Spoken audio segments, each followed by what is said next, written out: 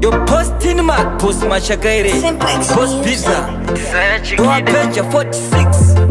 Saya Chikide MY ndiwe wandaitsvaga kumabva zuva kwawaigara ndakati ndoringe nzira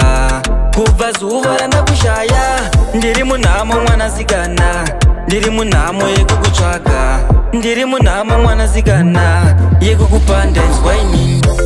ndinosorora kana ndakuona Mary Mary mdiwa uri shushu randadya modzi yechingwa Mary Mary mdiwa ndinosorora kana ndakuona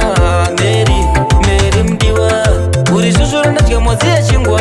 Mary Mary mdiwa ndinokurota watsiga chirongo tuku nesambia pashuta moto uri chimoko hausi hoto takwira mukwende ndisunge mombe takamboda kuti usandibate aiwaka ndakudawo kutonzi baba kusvika pakuzoti ndada wezayuti ndinosorora kana ndakuona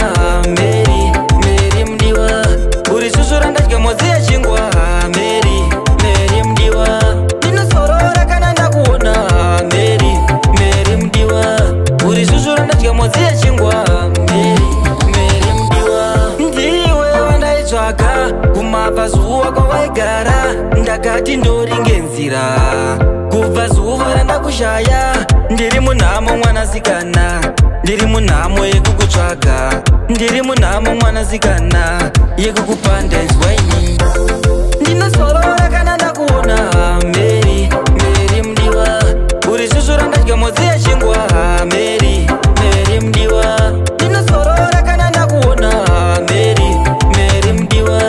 uri shushu randadya modzi yechingwa